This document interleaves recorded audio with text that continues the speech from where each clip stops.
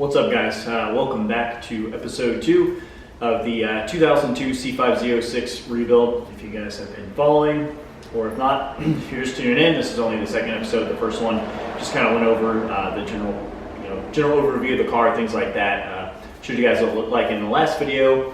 Kind of was unsure what I was going to do next as far as like maybe detailing the car, putting it back together, but I was kind of waiting on the front bumper. And if you remember in that first video, I did mention that the parts car that I got some of the parts from, the Fender and things like that, it did have a front bumper on it, but it needed paint.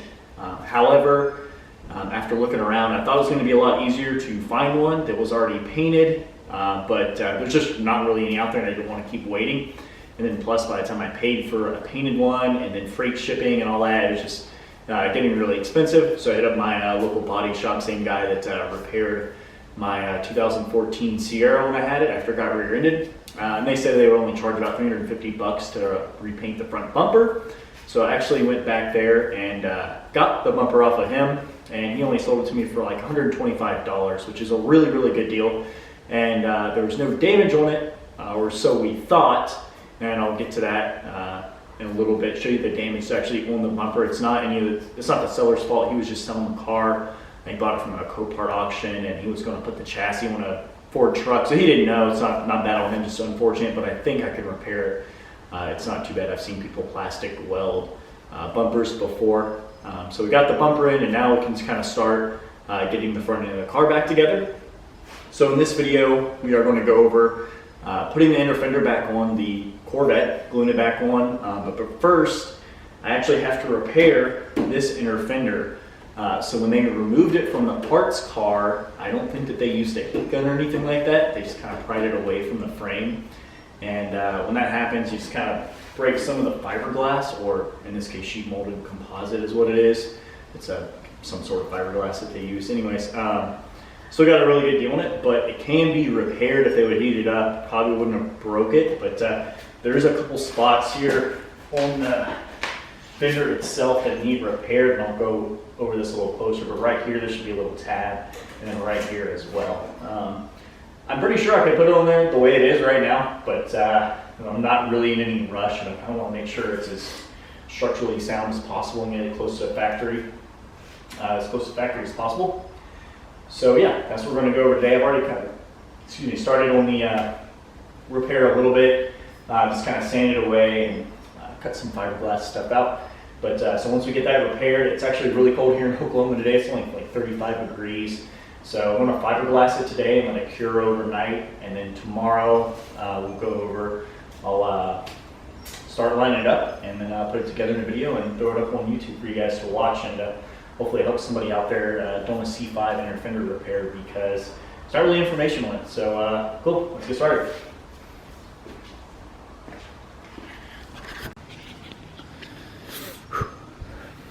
All right, guys, here we go. Got the inner fender laid out, and as I said, has already been doing a little bit of work to it. I've already sanded it down, cut some pieces of the fiberglass, and ordered some resin there, and we'll go over all that. So here is the damage I was talking about on the inner fender.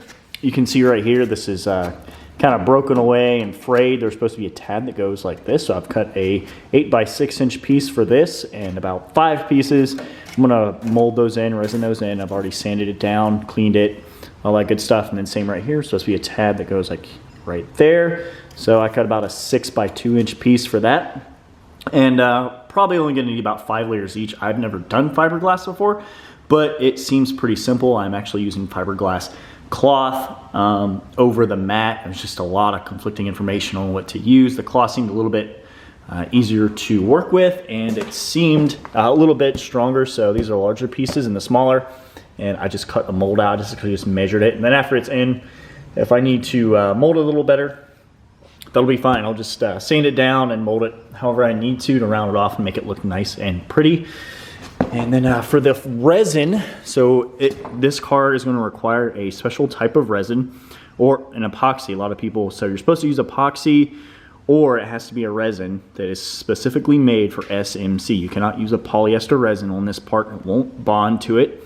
So Evercoat makes this. It's just SMC fiberglass resin. It has a special additive in it that allows it to work with SMC. I ordered this from Summit Racing. It was like $45 or something like that. And it also comes with a hardener right there in that small tube.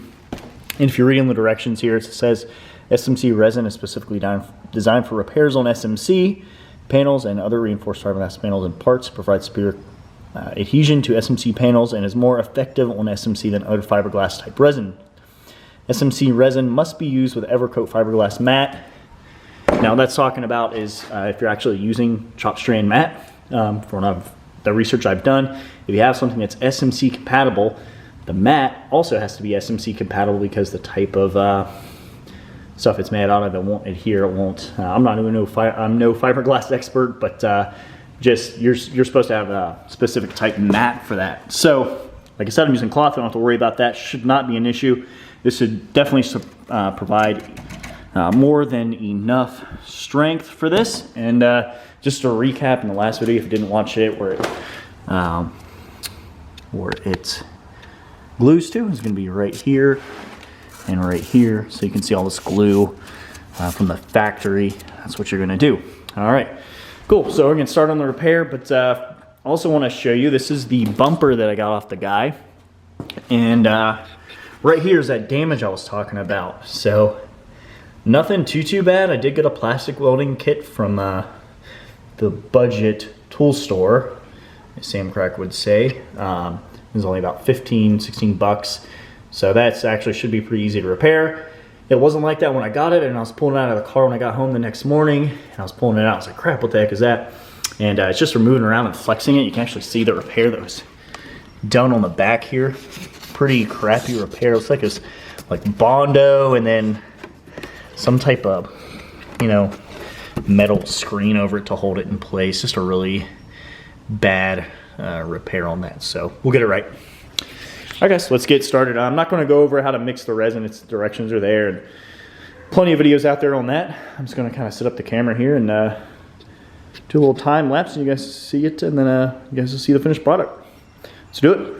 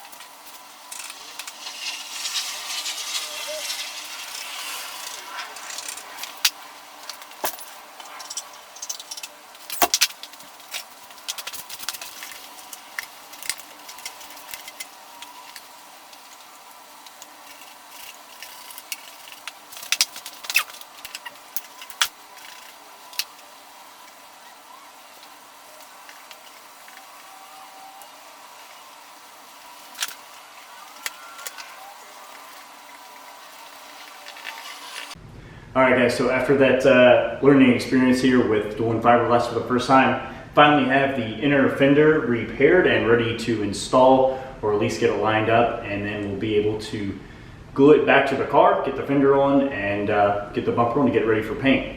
So I want to show you guys what it looks like after the repair and show you guys exactly what I use, and just kind of talk about the fiberglass repair a little bit more, and then talk about how to align the inner fender back onto the car before actually gluing it to the car itself. So let's see what we got here. So this is the inner fender repaired here, and it's got a little fiberglass hanging off. I haven't fully sanded or painted the outside yet. I'm not exactly sure what I'm going to do. Some people have recommended using the glue that you use on the frame on the outside of it, and just put the glue over it because it's black, and that will last longer. The longevity on that will be better than spray paint or anything like that, because you got to think a lot of rocks, road debris, things like that are going to be on the inside of this fender and chipping it away. So that's most likely what I'll do. So I will sand it down a little bit more. You can see some of the imperfections here where I had a clamp into the resin there holding a mold onto it. And as you guys saw in the video before, I talked about the mold and just making sure you have everything ready to go. So that's what's that from. If I would have planned a little bit better, that probably won't be there. But you can see a huge improvement here from what it was. And overall, it was a little difficult at first, but once I got the hang of it, got the mold on there, it was actually pretty easy. So this is it looking from the back side. And as you can see here, I kind of used this. You can see right there, kind of use that as a guideline on where to cut it. And in order to cut it, I just used a Dremel to cut all the excess away, and then I used a Dremel tool to sand down, like bevel the edges, make it look nice, and then just sandpaper to actually sand itself, get ready for the glue. Looking at the back side here,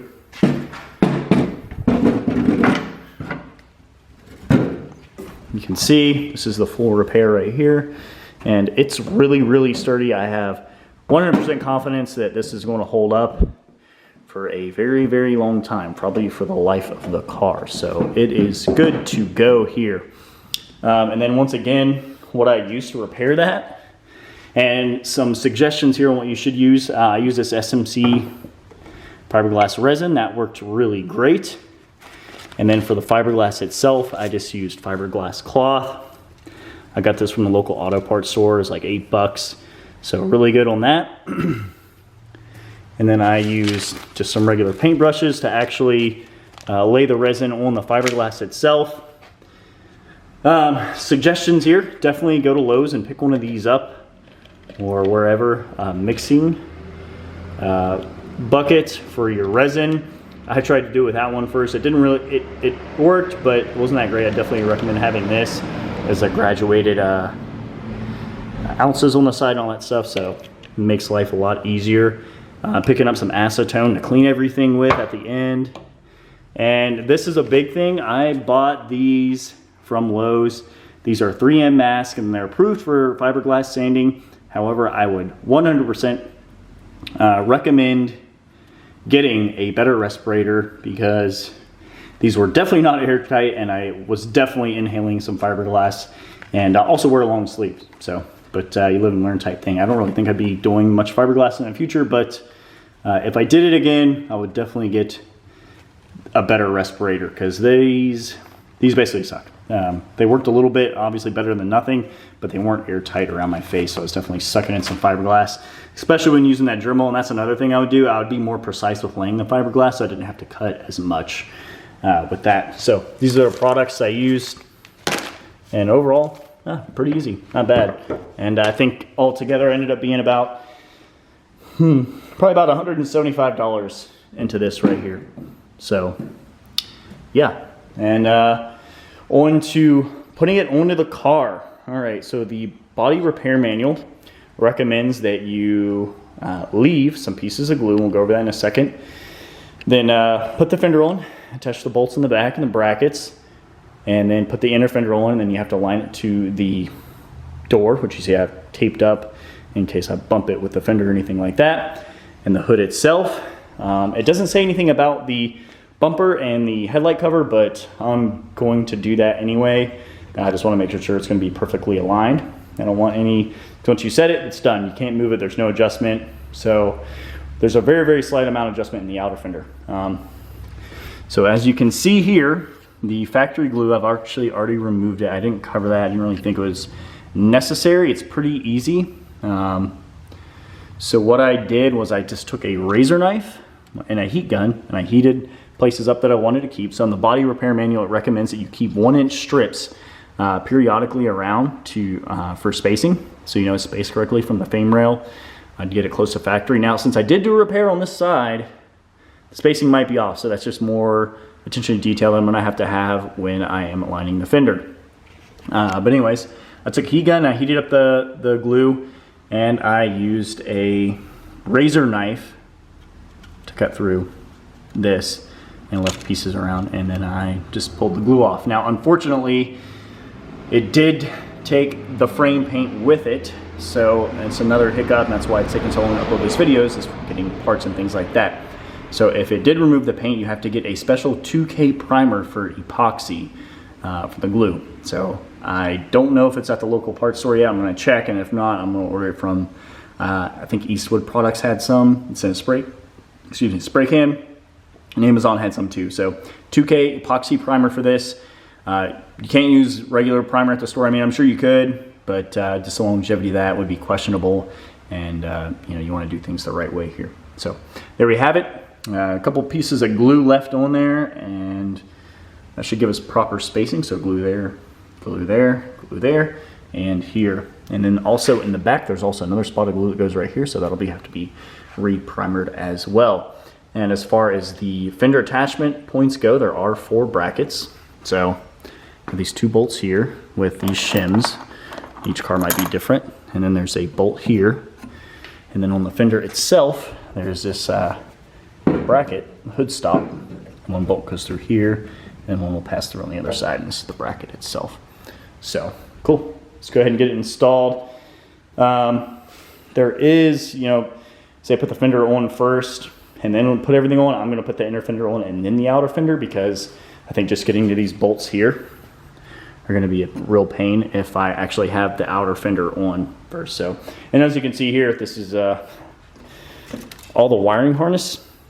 I've just kind of got it pulled out of the way with using safety wire and everything. That way it's not pushing on the outer fender when I install it, because it's all just a mess right here, and it kind of bulges out if the fender is installed. So cool. Let's go ahead and get to it. All right. Little update on the headlight bracket install. I don't know if you guys can see this very well, but this back piece is supposed to be flat. As you can see, it's pretty bent up, bowed out, which in order to line these 3 holes is pushing the inner fender out. At first I thought this bracket was cracked, and I'm thinking, oh crap.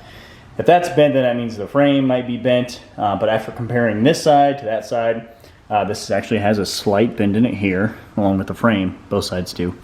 And this on the other side, on the other hand, is completely flat. So if I pull it off here, set it on the ground, you can see that it does not lay flat, not even close. Looking at the back of it, it's completely bent from like here up. So I'm going to try to maybe put it in a vise. I don't have one, but I can probably borrow a friend's, or maybe just try to hold it and bend it back. It doesn't seem like it's that strong, so let's see what happens. Hopefully I don't have to buy a new one, because these are several $100s for the entire assembly. So after waiting on a new headlight bracket to come in, the last one was bent. I didn't really want to bend it back. I probably could have, but it wouldn't have been 100% correct, and that also weighs heavily on the alignment of the front fender and the headlight, so I decided not to bend it back and order a new one or a used one.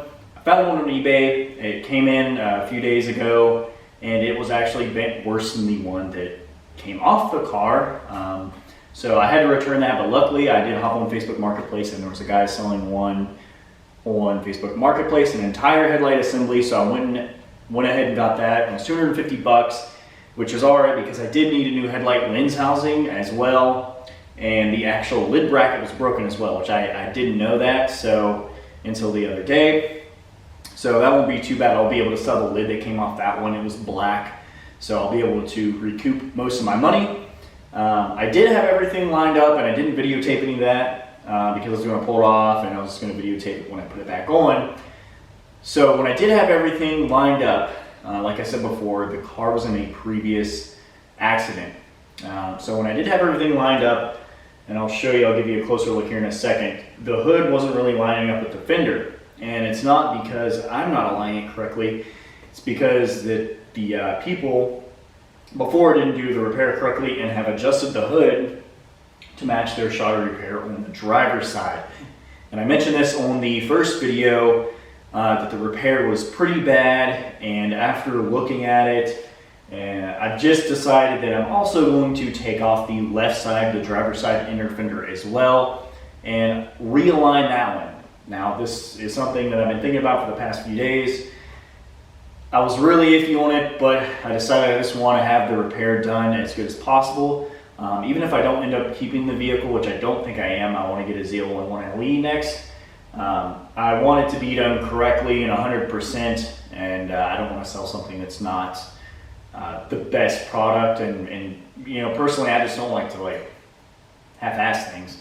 So I will be removing that left side fender, the inner fender and all that. I'll give you a closer look on why I decided to do that. So let me show you what we got here.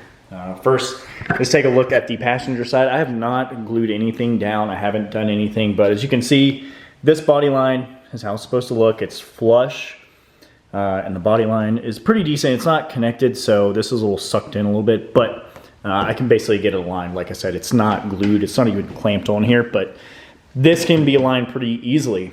And then when I close the hood, this body line to where it meets the hood is it's basically not flush. The hood is too far down. What I think they did is they loosened the hood and they tried to cant it to match the other side. Now, when I talk about the repair on this side, this is what I'm talking about. I'm not sure if the camera is going to capture this, but you can see right here that it is not flush.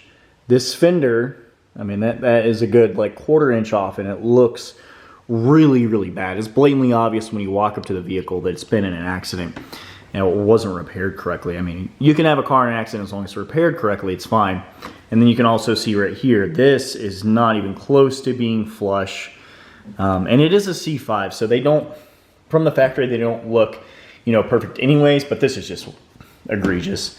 And this is the worst part about it. This isn't really too bad, but what they also did is they had to move the hood down to match this body line, so it messes up that side. So I'm going to pull off this side as well, and then you can see on the inside of the inner fender, and this tells me that they didn't know what they were doing, is they have put spacers or washers underneath the outer fender and the inner fender to raise it up, and that is 100% incorrect. There should be no washers in between the inner fender and the outer fender.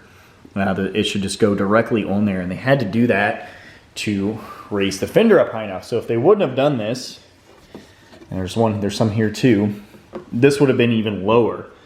So, and then you can also see, I don't know how the lighting isn't in here great right now, so I'm not gonna, but the glue is just not that great. And the worst thing that's gonna happen when I pull this off is the fiberglass is gonna be damaged. Now I'm gonna use a heat gun, and I'm really gonna try to not damage that when I move it off. So, yeah, basically, that's the only worry with removing that side. It's a little bit more work in the long run. As long as I can get it off and not damage it, it's not a big deal. If I do damage it, I can just repair it like I did this side. And since I've already done it, it shouldn't be too hard. So I just wanted to upload something because I haven't uploaded anything in about 2 weeks because just waiting on all the parts and things like that. I've just been kind of a pain. So next video, I will be going over how to remove that inner fender. So I'll be going over that and then put it back on. I've got with my body guy, and I'm waiting on a quote back from him on the front bumper. And I may just have him repaint the entire front end of the car. I haven't decided yet. The paint, you know, isn't bad, but there are some blemishes in it. So depending on, it's not terrible. It's definitely passable. So it's not perfect, but there are some spots on there. So depending on how much it is, I might have them repaint the whole thing, but most likely not. Probably just gonna have them redo the front bumper because there's nothing really, there's a couple imperfections that if you really get to the nitty gritty, you can see, but it's not too bad.